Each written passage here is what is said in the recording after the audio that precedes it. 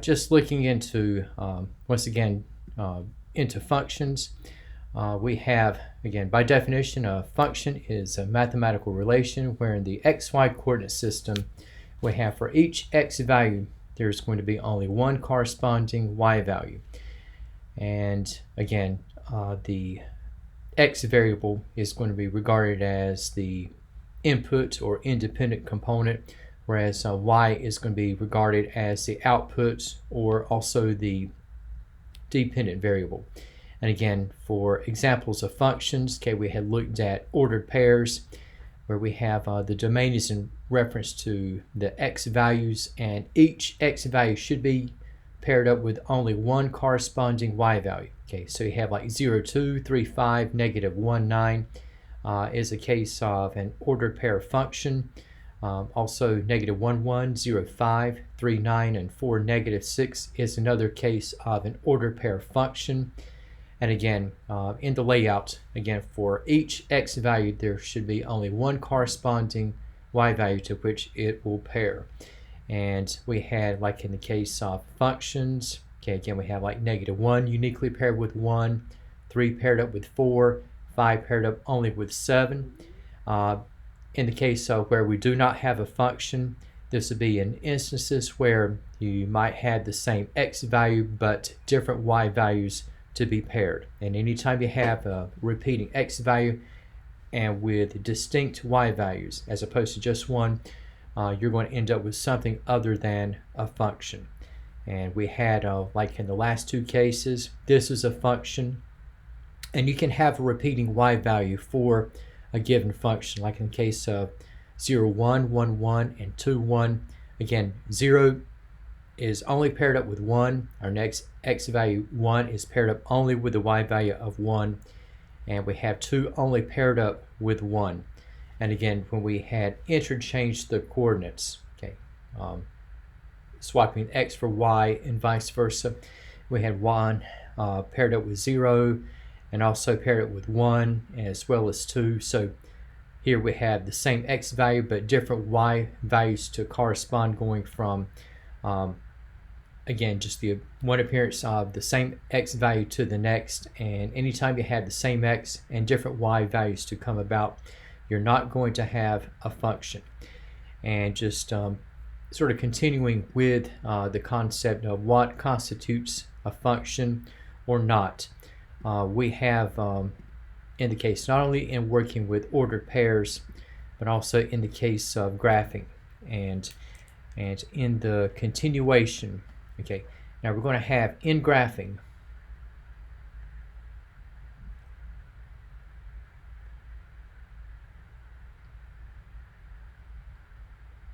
in terms of what a function might look like. Okay, in graphing, a function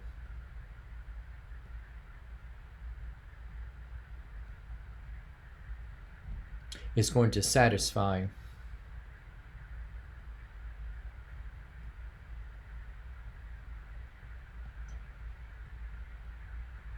what is going to be regarded as the vertical line test.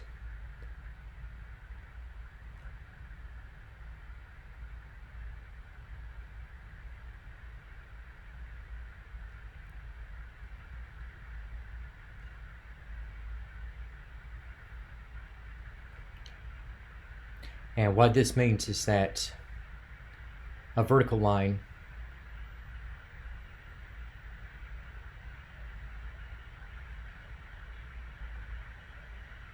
will intersect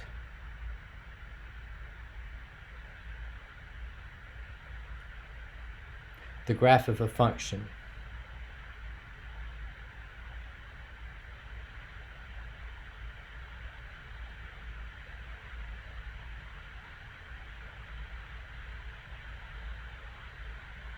I'm going to stress this, okay? A vertical line will intersect the graph of a function at most one point.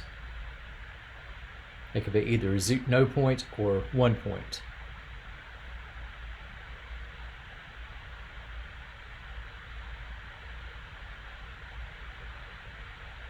For all values x.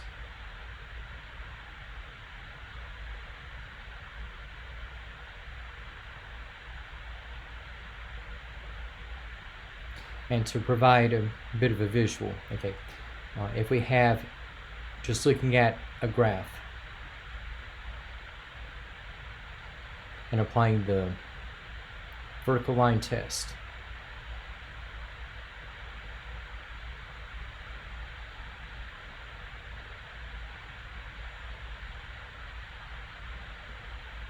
okay, now for whether we have a function or not, okay, let's say that just in kind of doing a quick construction, okay, the XY coordinate system.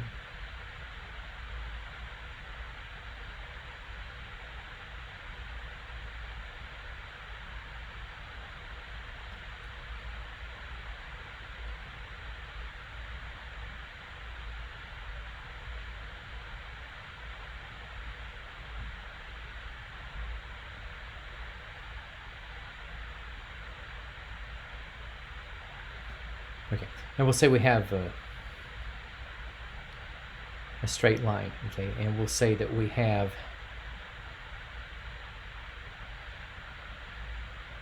to represent,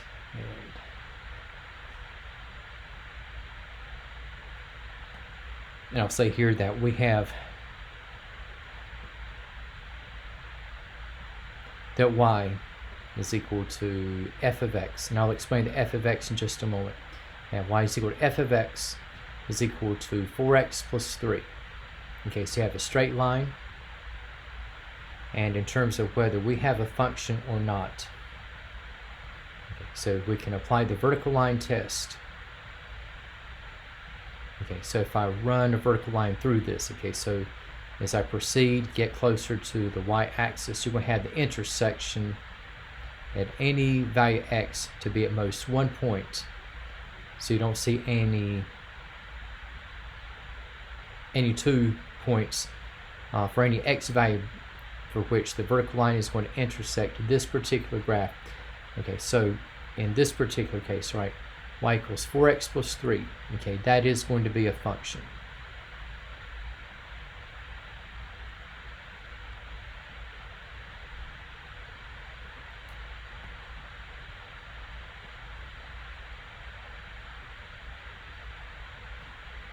Now let's say we have something, okay, not necessarily specified.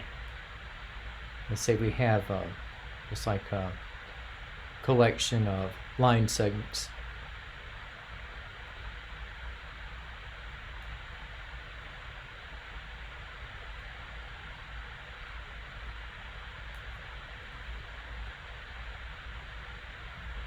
I'm just going to redo this.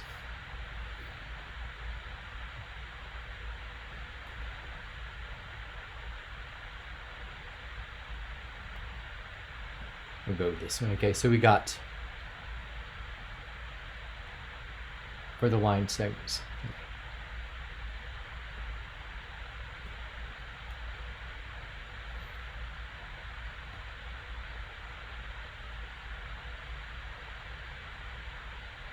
Let's go one more here. Okay, and if I were to run a vertical line,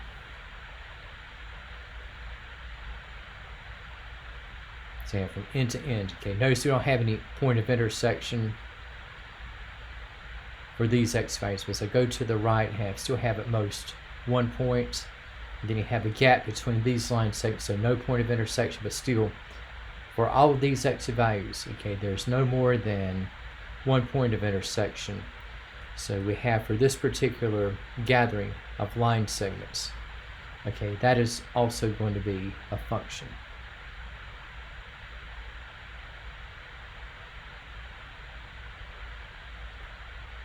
Right, so again, a vertical line will intersect the graph of a function by at most 1 point for all values x.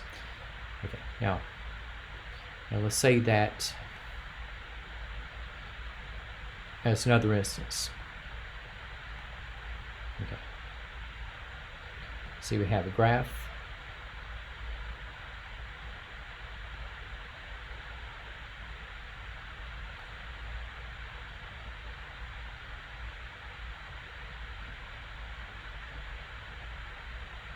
And we'll just put in a circle.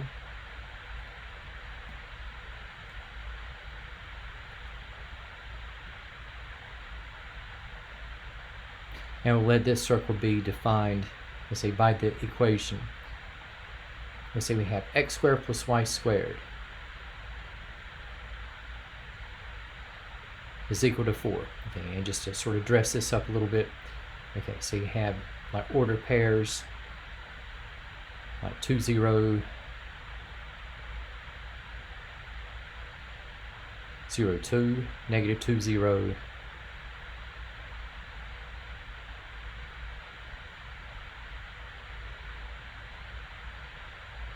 and 0, negative 2. So this would be like a circle in the xy coordinate system that has a radius 2 and that is centered at the origin.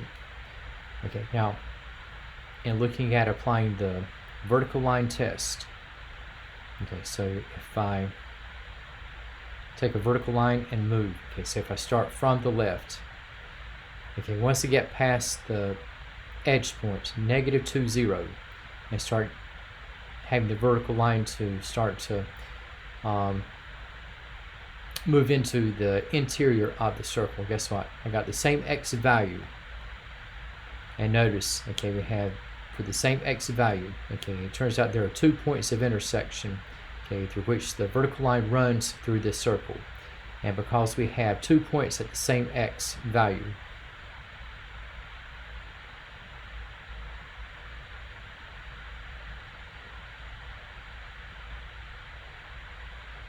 anytime you have more than 1 point, okay, now a circle can be many things but a full circle. Okay, this one is not a function.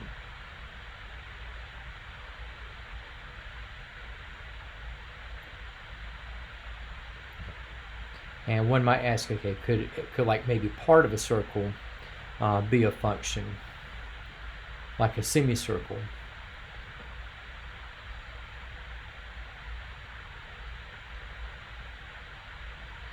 Okay, you see, like part of a circle, not the whole circle, but part of a circle.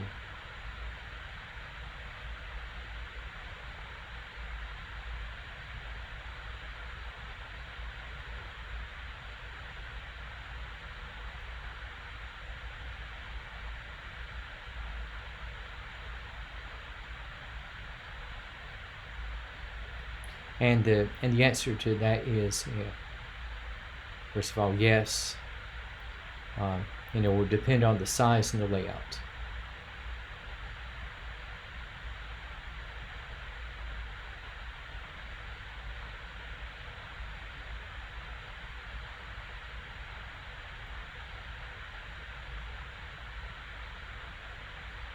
Now I'll show you what I mean by this. Okay, so in terms like part of a circle as opposed to a whole circle, and we'll say that, like, if you have, let's say, the top half of the circle. I'll just sketch this part.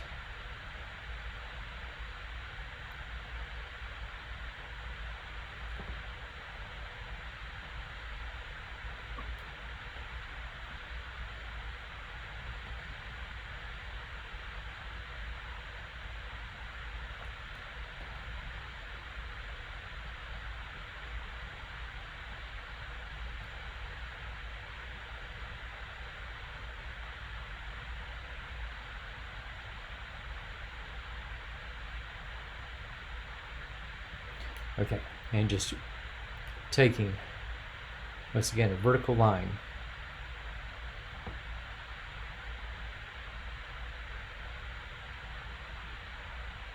And again, if I start to run past the edge point, okay, so there's no upper and lower half.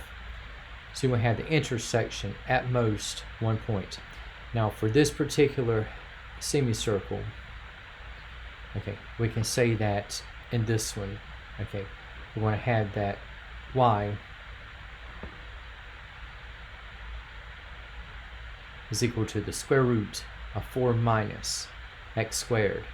And since we have the intersection by at most 1 point, okay, so this semicircle, okay, that is going to be a function.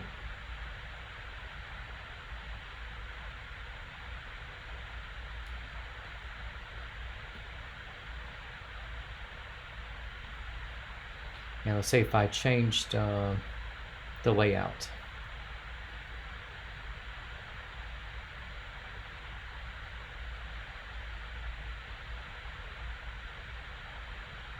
So if I gave this semicircle like a partial term,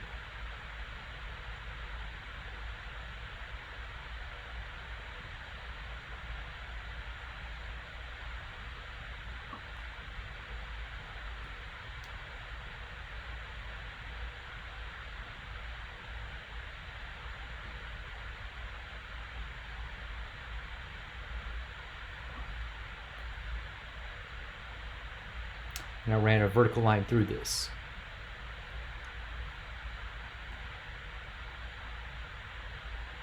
Okay.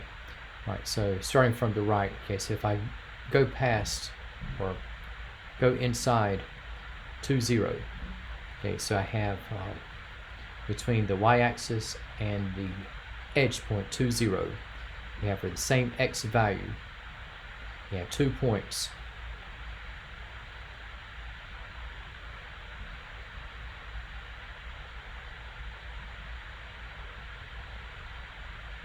At the same x value.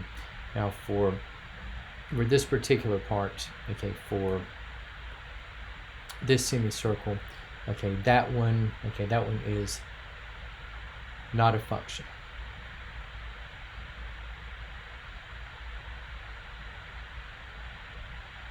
Okay, so to be a function, okay, the vertical line is going to pass through at most 1 point, okay, of the graph.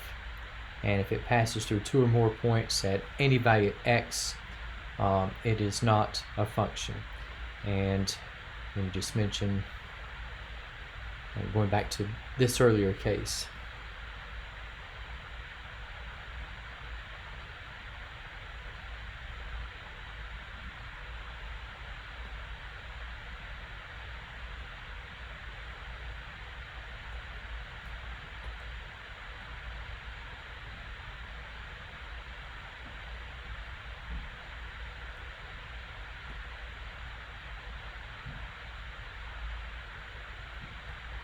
and let's say just with the vertical line test, okay, just kind of going from left to right.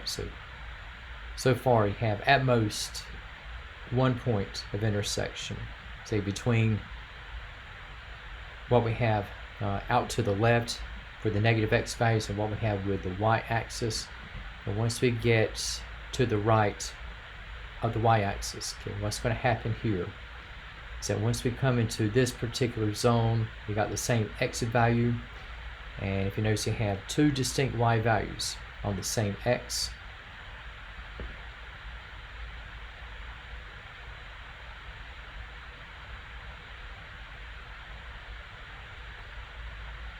Different y. So this is a scenario where we're not going to have a function.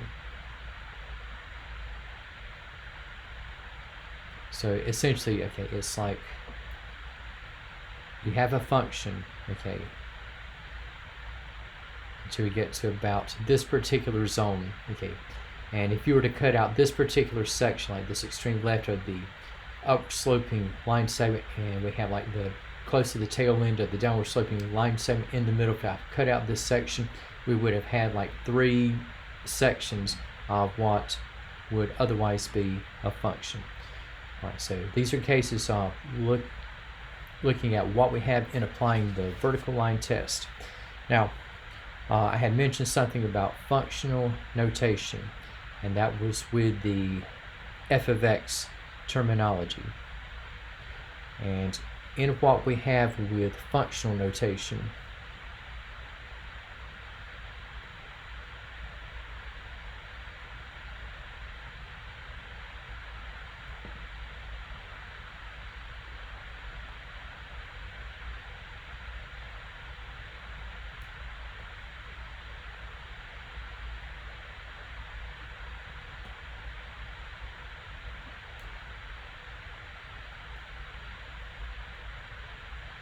again, in functional terms, okay, now we have y, which is going to be represented by, in functional terms, and you might have different letters on the outside, but most common script I have seen is f of x.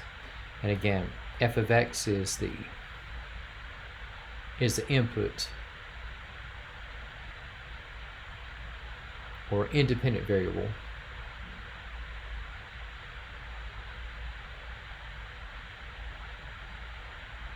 and for y, okay, so y is going to be the output or the dependent.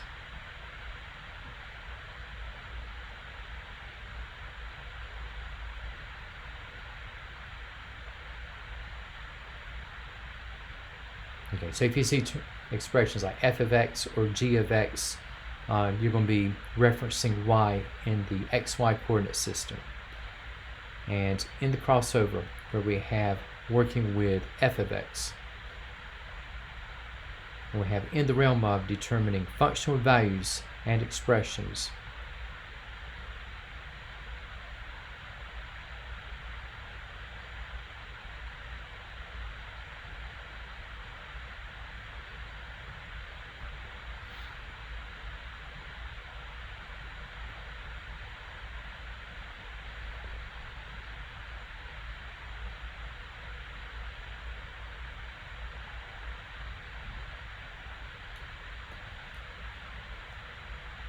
Okay, so if we have, for instance, okay, if we've got, say, y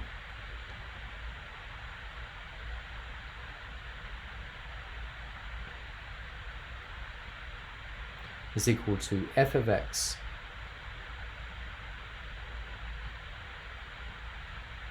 is equal to x squared minus 3x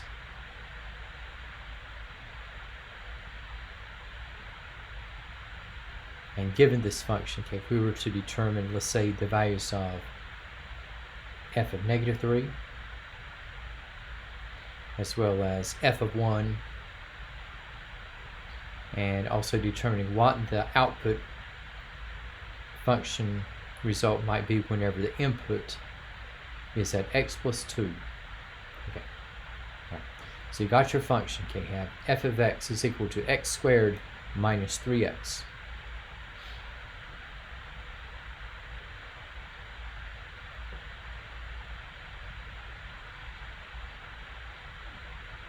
Once again, f of x is just a functional way of saying y. And for what we have for f of negative 3, okay, so your x value is at negative 3, and f of negative 3 is going to make reference to the y value whenever x is negative 3. So in terms of what we do with negative 3 now represents the input. And so you got f of the input is equal to the square of the input minus 3 times the input. So we're going to have the square of 3, make that the square of negative 3 minus 3 times negative 3. And the square of negative 3, okay, negative 3 times itself becomes 9. And negative 3 times negative 3 is going to form another positive 9. And we have 9 plus 9, okay, it comes out to 18. So in terms of this set of values alone, what is this signifying in terms of the function? Well, we're going to have this to exist as a point.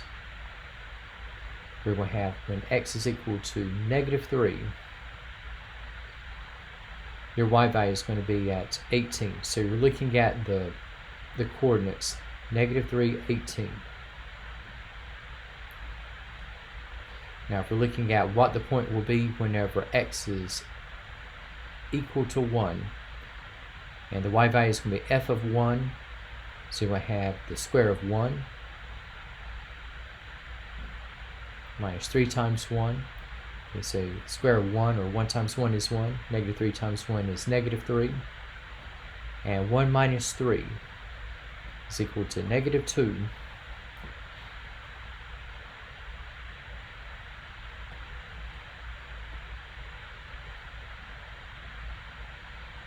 Okay, so we have for x is equal to 1, okay, the corresponding y value is going to come out to negative 2. And so we're going to have the ordered pair 1, negative 2. All right, now for not a number, but for the input in the form of a variable expression like x plus 2. And what do I do with this? I still have the original function along the lines of f of x, and I'm going to work with x plus 2 just like what is prescribed for x whenever the input was at x. So we take the square of the input. So I'm looking at the square of x plus 2. Again, we have minus 3 times the input, so we have minus 3 times all of x plus 2. And just kind of stepping to the side here. Okay, so again, just a reminder for the square of x plus 2.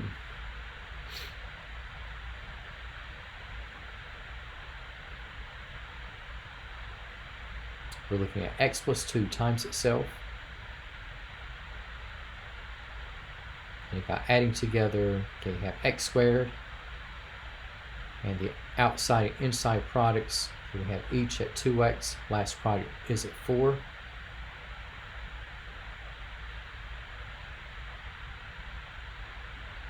Okay, so you have x squared plus 4x plus 4. And just carrying over to what we have for f of x plus 2. So you got the square of x plus 2 again. We have x squared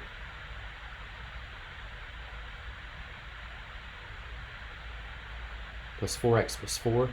And if I go ahead and distribute negative 3 over the quantity of x plus 2, so I'm going to have negative 3x minus 6.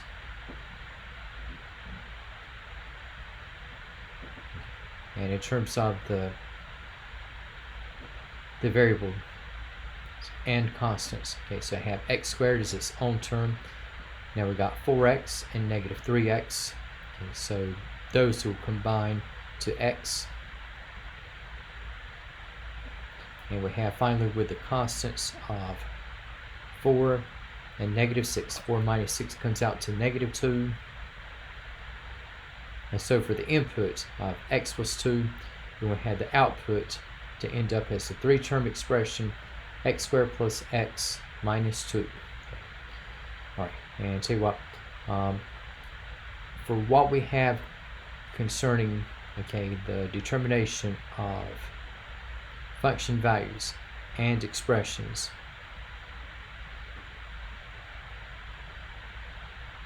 okay, say I have given f of x is equal to 2x squared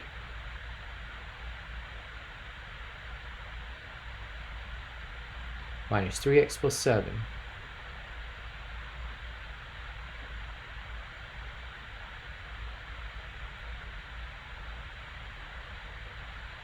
let's see what we get for f of negative 3.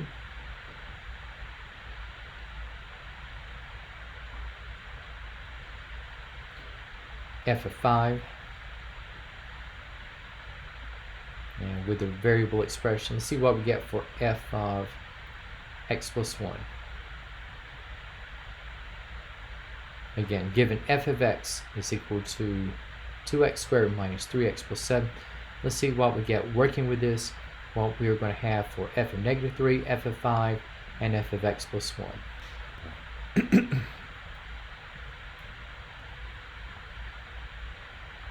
Okay, so we have with the function, okay, so we have a quadratic function. And what I mean by quadratic, okay, is that you have a second order expression, just like quadratic equation is a second degree equation. All right, so we got f of x is equal to 2x squared minus 3x plus 7. And if I look at determining specified or to be specified y values, okay, we have for the inputs of negative 3 and 5. Okay, so what is y whenever x is negative 3? Well, that is going to be the result of determining f of negative 3. So we got working with this function. Okay, so we have 2 times the square of the input is going to change over to 2 times the square of negative 3. And minus 3 times the input is going to be minus 3 times negative 3. And again, we have plus 7 to follow. And so we now have, again, the square of negative 3 is 9. So we have 2 times 9. And then we have negative 3 times negative 3 becomes a positive 9. We have plus 7 again to follow. And 2 times 9 is 18. And we have 18 plus 9 is 27. And we have plus 7. So we have whenever x is at negative 3, okay, we have the corresponding y value to end up at 34. So like negative 3, 34 is going to be a point on the graph of this particular function. Now, whenever x is equal to 5 on the graph of this function, okay, the y value is going to be f of 5. So we're now looking at 2 times the square of 5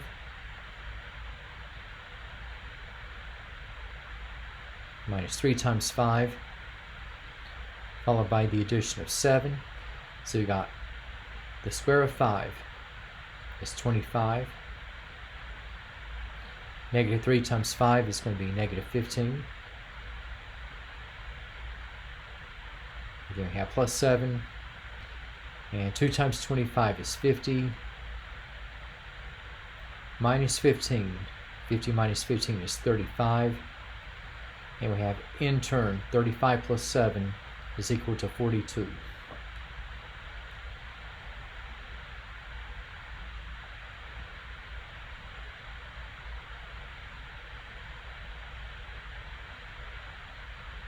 Okay, so 542 is another point.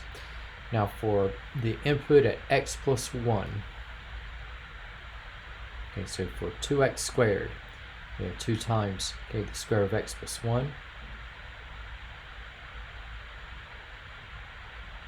And we have minus 3 times the quantity of x plus 1, followed by the addition of 7. And what I'll do here, I'll just work down. Okay, now for the square of x plus 1, we're looking at x plus 1 times itself. So you have like x squared for the first product. Each of the outside and the inside products will be at x, and x plus x will amount to 2x. And we have plus 1. And I can go ahead and distribute negative 3 over the quantity of x plus 1. So we are going to have negative 3x minus 3. And plus 7. And distributing. So you have 2x squared plus 4x. And you have plus 2. You got minus 3x. And you could go ahead and combine the constants, but we'll just do this at the end. And so for what we have here, okay, so we got 2x squared, and that's the only x squared term. And for the first order terms, okay, so you have a 4x and a negative 3x, so that's going to be a positive x.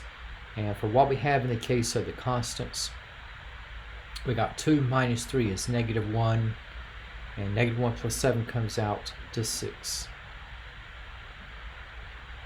So for this function, whenever the input changes over from x to x plus 1, we're going to have the output to end up at 2x squared plus x plus 6. And then now for features of a function, not only in terms of determining the value, but also what the restrictions might be, if any. And so we'll be looking at, once again, I mentioned this the other day, you'll be looking at the term domain quite a bit. And for what we have in the case of the domain of a function,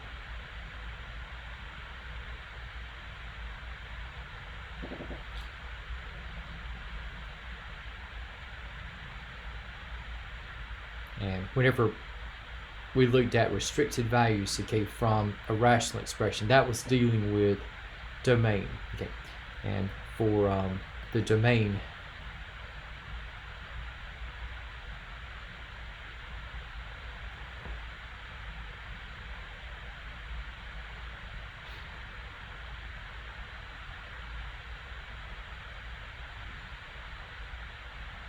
for the domain of a function f of x, the domain of a function f of x is going to be the set of all x values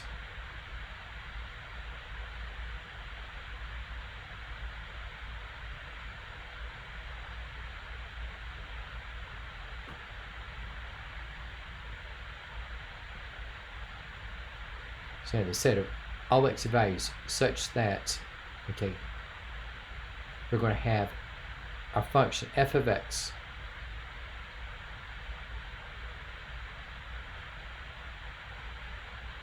is going to be defined in the set of all real numbers.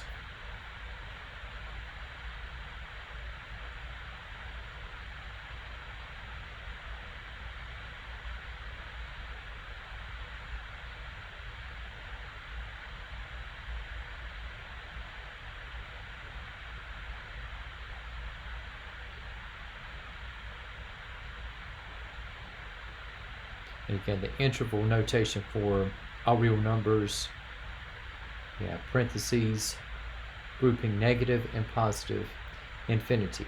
All right. And now for looking at the determination of the domain of a function. Okay. The process might seem a bit tedious, okay, but it's kind of a good refresher, at least in terms of the interval notation and what restricted values might be. So there's a bit of that from chapter R. And we'll say that if we're looking at the determination of domain,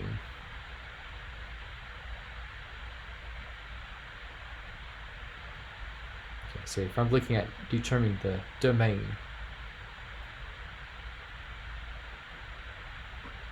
and specifying by using interval notation,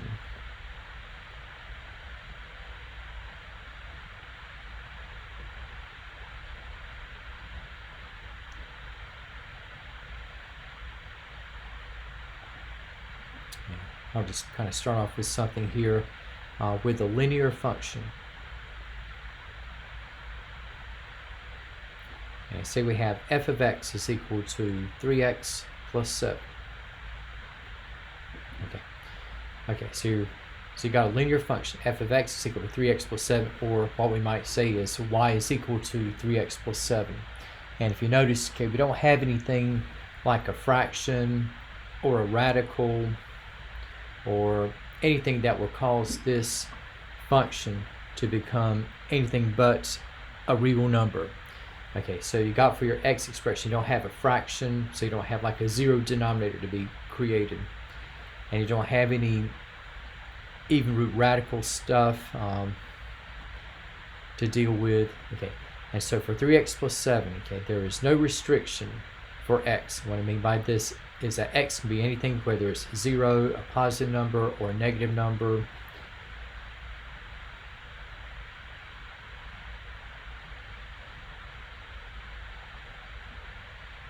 So there are no restrictions on x. And so we're going to have, for the domain, we're going to have the set of all real numbers.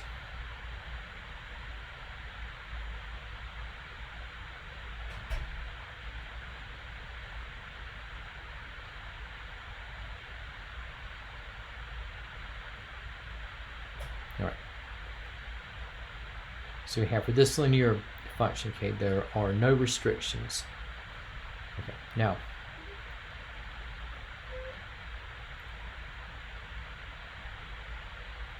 for the next case, okay, say if we have a quadratic function, again a second order function, and I have is equal to, we'll say x squared minus 4x minus 17. Okay. All right. Again, we have no fraction. We don't have any radical. And you can plug in any zero, non-zero, positive, negative values into x. Rational, irrational numbers. And you'll still have f of x to be defined. So we're going to have this bit of history to repeat for. There are no restrictions on x, meaning that x can be any real number selected. So the domain is going to be anything between negative and positive infinity. In other words, any real number. Now, in terms of where we have the entrance, where there might be a restriction, okay, we have with a rational function, I would say we have f of x is equal to 3x plus 4 all over x minus 5. Okay, and in this one, okay, so we're no longer going to have x to be anything. because we have a fraction and we have an x expression in the denominator. And there's a restriction this time, and it's going to be that while you can have the top part of a fraction to be 0, the bottom part can never be. Okay, so the restriction here is that x minus 5 cannot be 0. And if x minus 5 cannot be 0, that means that whatever we have for x cannot be equal to 5. Okay, because if I have x equal to 5, well, guess what? I end up with a 0 denominator, and that is not allowed, okay, for fractions. Okay. And so just looking at what we have and what will constitute the domain. Okay, so you have x does not equal to 5. So that is the only restricted value. And just looking at it from a visual standpoint. Okay, so 5 is left out, but all the other values are going to be included, like everything from like 4.999 on down, everything from like 5.00001 on up will be in the domain, but not 5.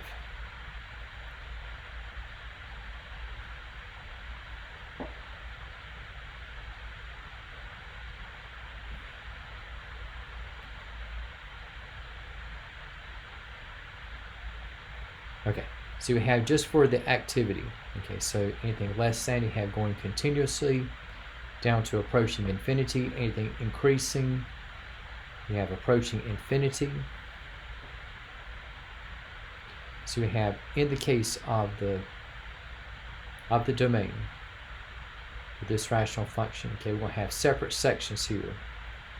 Yeah, this part that will be less than 5. So starting from negative infinity, approaching but not including 5. We have bypassing 5, and we have for the other half, we have those values of x which will be greater than 5. Okay, so the domain, we end up with 2 separate interval sections. Now let's say if we have another rational function, and just sort of changing the dynamics a bit. Let's say if I have 2x squared plus 3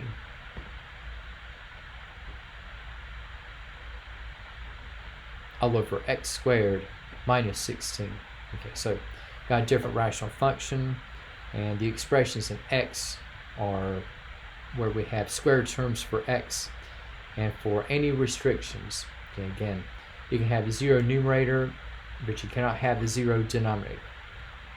And you can have, again, a 0 numerator as long as it does not cause the denominator to be 0. So for the mandatory restriction, it's going to be that whatever we have for x, the square of x minus 16 cannot equal 0. And here we have a difference of squares with x squared minus 16. So I can factor out x plus 4 and x minus 4. And if x squared minus 16 cannot be 0, neither can its factors. So you have for x plus 4, this cannot be equal to 0, so we have the x cannot be negative 4. Also for x minus 4, if that cannot be 0, well, we have the x cannot be equal to 4. And if you notice before, in the third case, only one value was excluded. Now we have 2 values, both of which we have to be additive inverses with negative and positive 4. And in terms of establishing the interval notation that defines the domain of this f of x. Okay, so we'll have 2 values left out with negative and positive 4. And just signifying the exclusions, we have on both negative and positive 4. Okay, we have open circles, and everything else is going to be included. Like everything less than negative 4.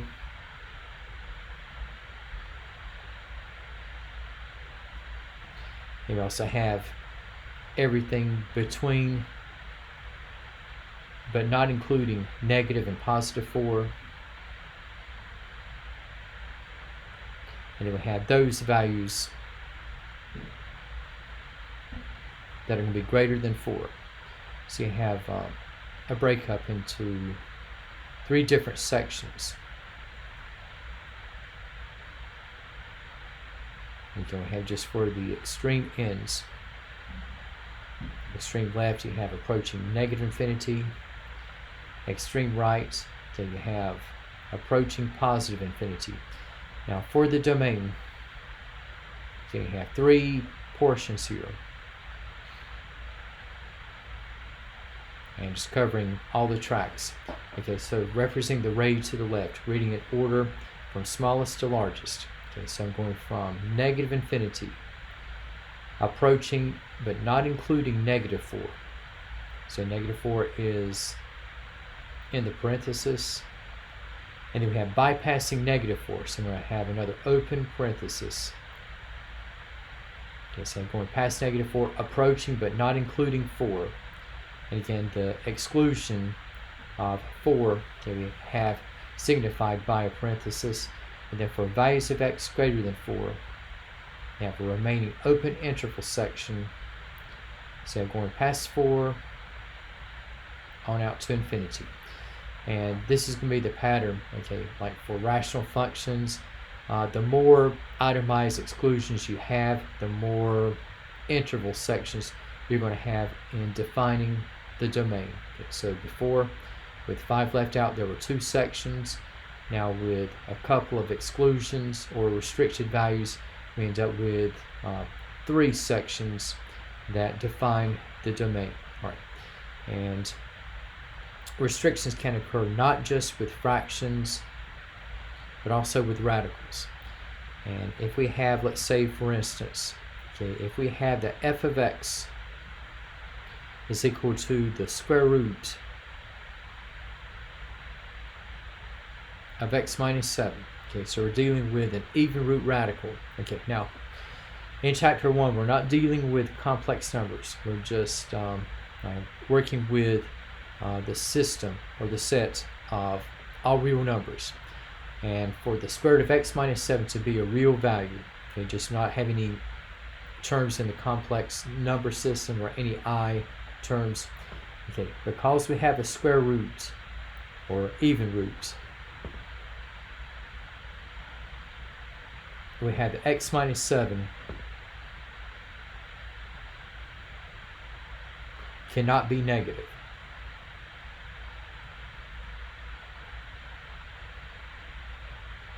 Okay, so in terms of categories, now x minus 7 cannot be negative.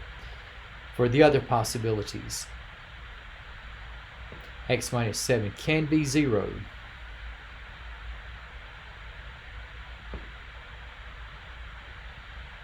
And x minus 7 can also be positive. So x minus 7 can be 0 or positive. Okay. And so just looking at setting up how we're going to arrive at the domain. Okay, so for x minus 7, it can be 0, meaning that it can equal 0.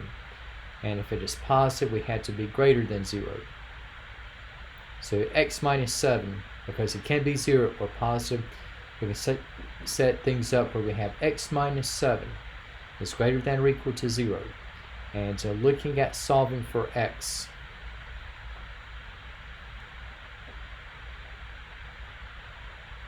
if I add 7 to both ends,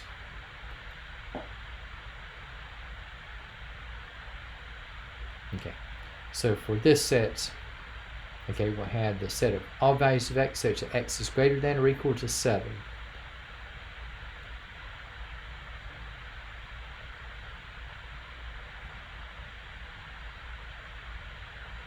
And with a focus, okay, upon the activity around 7. Okay, so you have at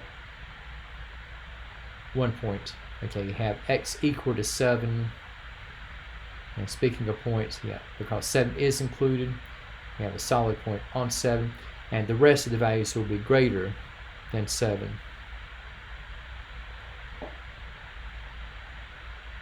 And so we have a ray going out to the right.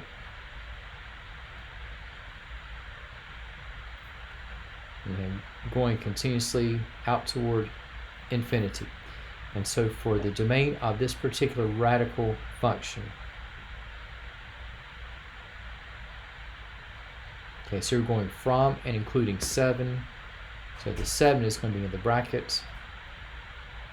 We have heading on out to the direction of positive infinity. So for the domain here, okay, you have close bracket on 7.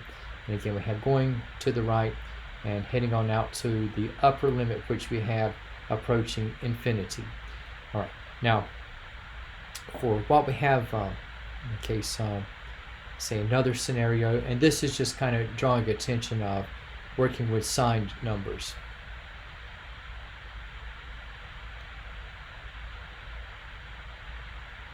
And we have say we have for f of x, and we have is equal to the square root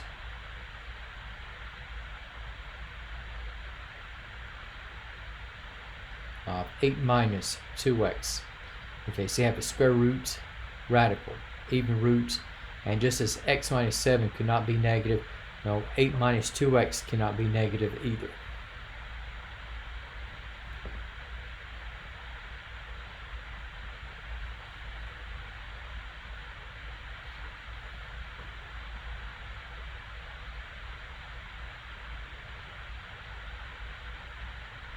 And with the expression given in direct terms, now you can have the square root of 0 as well as the square root of a positive. So just like x minus 7, 8 minus 2x can be 0 or positive.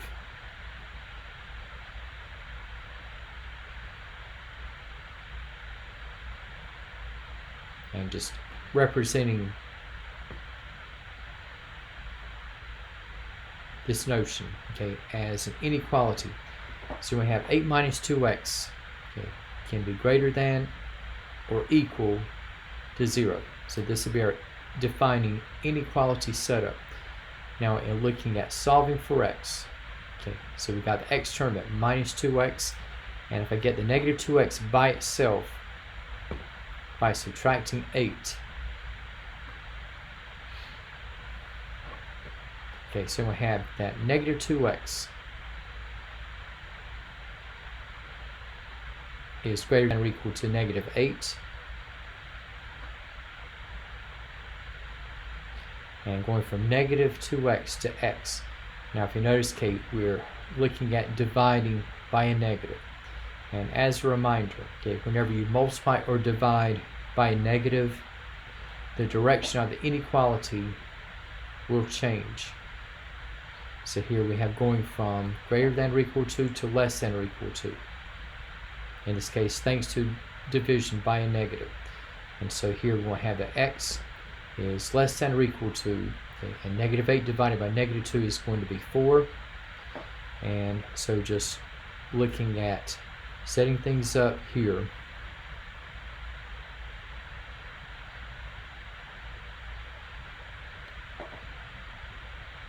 okay, you don't have to draw, but I just want to give at least a visual context. Okay, so you have the number of concern to be 4.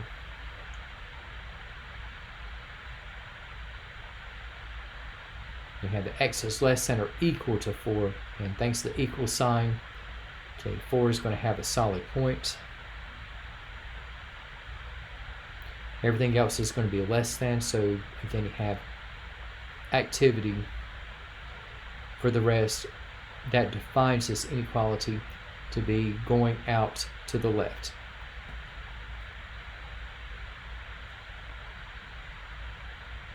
And lower limit, again we have tending to infinity. Okay, so we have in the case of this domain, Okay, so we have open parenthesis, and we have going from negative infinity, approaching, and including the number 4. And so that would be the interval notation for those values. Okay, and now in situations 3 and 4, we have rational functions, and with the most recent couple, okay, we've had radical functions. And say that if I were to blend together, okay, the restrictions of rational as well as radical functions, and we'll say that we have, as this 7th case arises, let's say if we have that f of x is equal to x minus 13 all over the square root of x plus 10.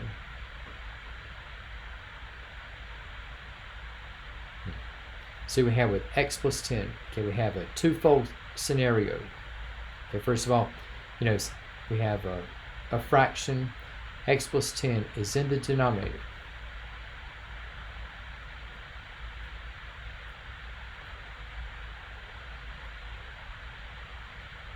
Okay, so x plus 10 cannot be 0.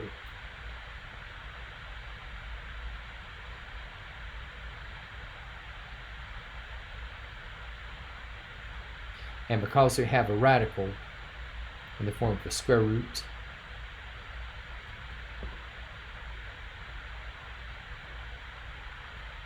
okay, so you have also that x plus 10 can't be negative.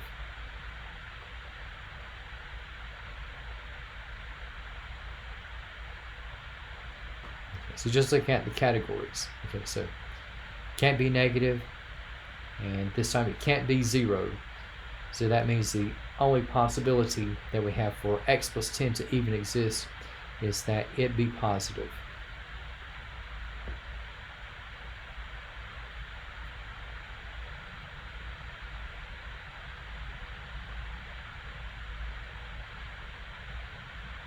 And setting up this notion as an inequality, so you got x plus 10, and to be positive, it must be greater than 0. No equal to about it, just x plus 10 is greater than 0.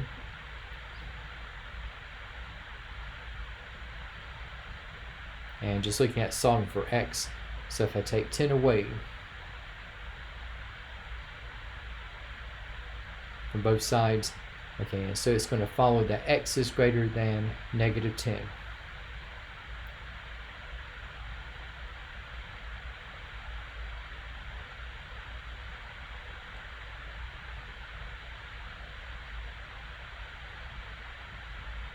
And so for what we have in this case, right, so you have the number of concern at negative 10, and without the equal sign, okay, negative 10 is not included, so we have an open circle greater than negative 10, signals that the activity is going to go to the right.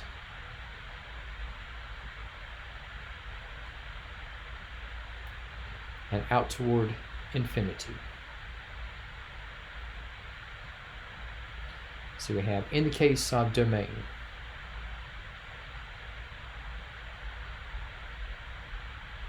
okay, so we are starting out past negative 10, and we're going out toward infinity. So we have, for the domain, you have an open interval with parentheses surrounding negative 10 as well as infinity. All right, I know it's a bit analytical and all that, but just when we get further into functions, especially rational functions, okay, there can be some elements that can be about, like, splitting hairs, and this 7th case is kind of like that in terms like what's going to be the domain of this rational function case. So got a denominator, got an even root radical, saying that not only can x plus 10 not be 0, but it can't even be negative either. So that means that x plus 10 has to be positive, and so we have this particular outcome for that function's domain. All right, and now in what we have with with functions. Okay, and we have just crossing over to going back to equations, and we have going back to functions, like in terms of relating the variables x and y.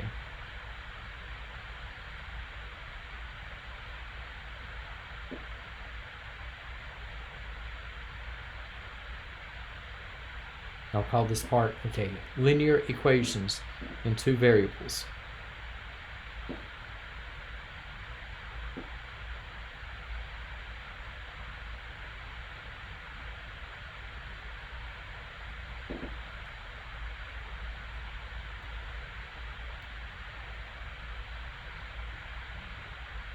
And pretty much at the bedrock, okay, for many of our linear functions, okay, we have the concept of slope.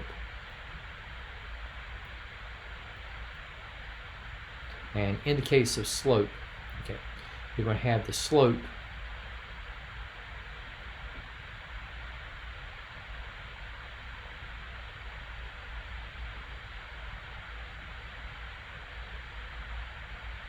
of a non-vertical line.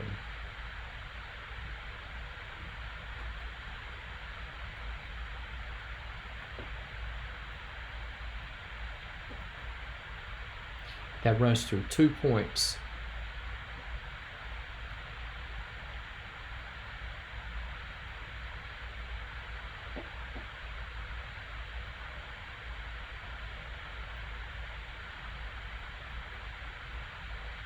And remember, all ordered pairs are the form xy, and we just call these 2 points. So we have x01, y01. Now for the second point, we'll just designate x02, y02. And the slope of a line that runs through these 2 points is going to be, and there could be various letters to represent slope. Most common one I have seen is the letter M. And so you're going to have, working with the representations of the x and y values, we have the slope is equal to y02 minus y01 all over x02 minus x01. Now some textbooks might have it as y01 minus y02 all over x01 minus x02, but this appears to be the more common presentation. And for change in y, okay, this can be vertical change.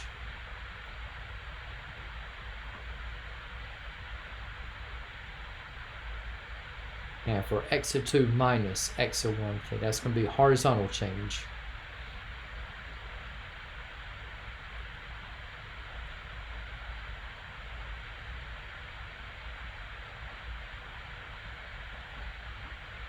And there is a limitation here, or restriction, and that is that x01 and x02 cannot be equal to each other. Okay, so this is the slope of a non-vertical line.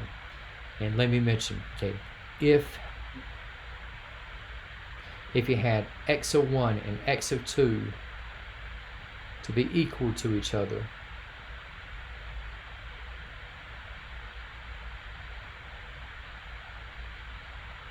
what's going to happen here is that horizontal change, yeah, x02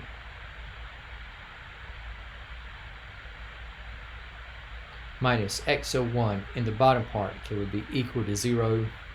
And so what would that mean? It would mean that the slope is undefined.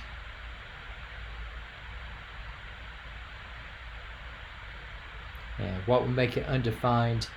It would be where we have a 0 denominator.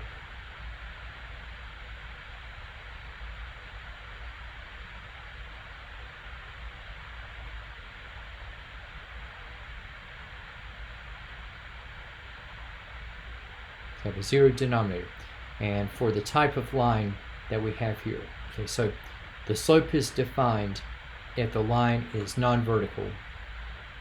But if you have an undefined slope, this is where you have no horizontal change, but only up and down movement. No left or right shift, only up and down. So in this case, we would have a vertical line.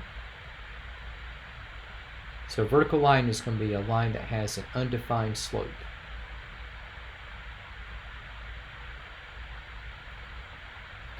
And we have just final case here, and we have for the determination of slope.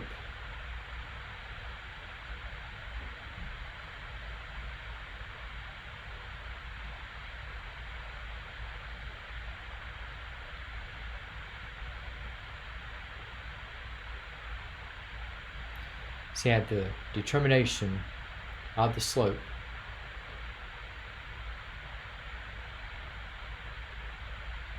Of a line that runs through.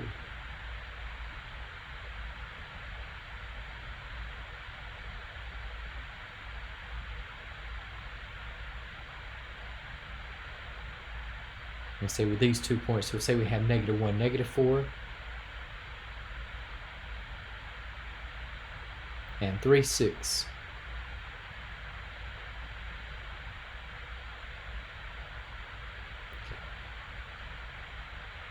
And just to give you kind of a visual. Now again, I'm not going to exactly draw this according to scale.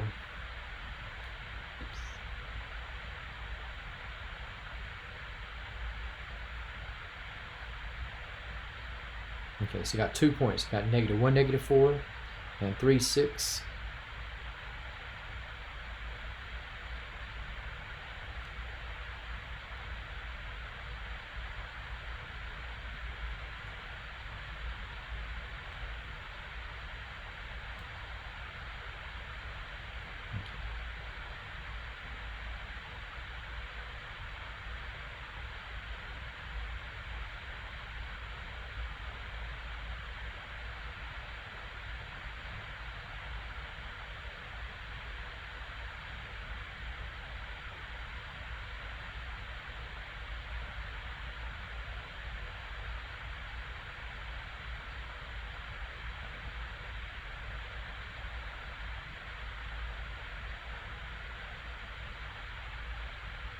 Okay, so you got with the points here. Okay, so you got -1, -4.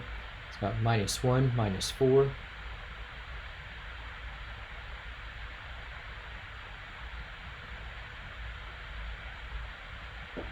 And again, we have an ordered pair at 3, 6.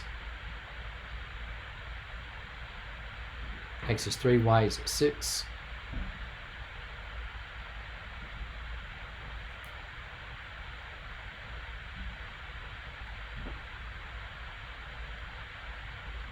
You have a line that's going to be connecting the dots.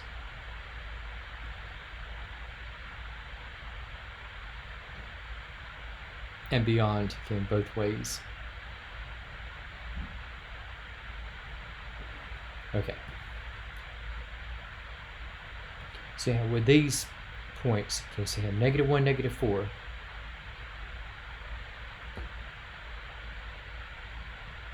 And 3, 6.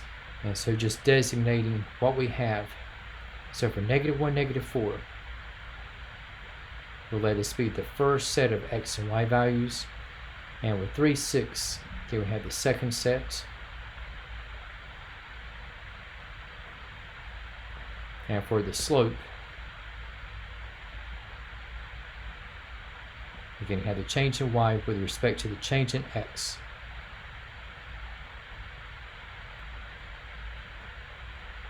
So just going ahead and identifying the first and second X and Y terms. Y2 minus Y1, so you have 6 minus -4. You have all over X2 minus X1, so you have 3 minus -1.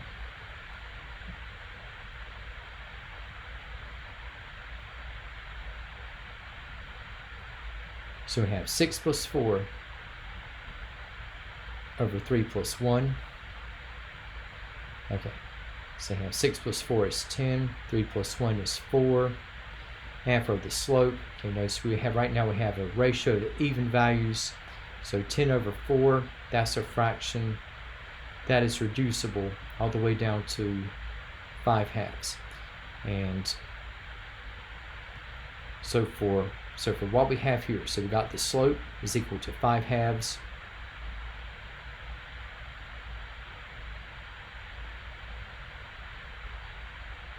And just for the cyclical pattern, okay, so again 5 is going to be the vertical change and 2 is going to be the horizontal change. So from a left to right perspective, you can say for the 5 you have up 5 units, and for the 2 you see you have going to the right 2 units. So you have up 5, right 2,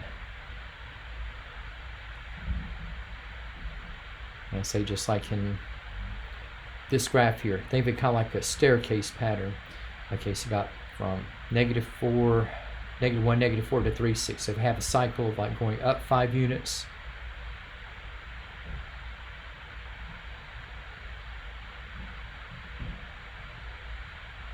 and out to the right 2 units, and have going up another 5 units. Again, not perfectly drawn to scale.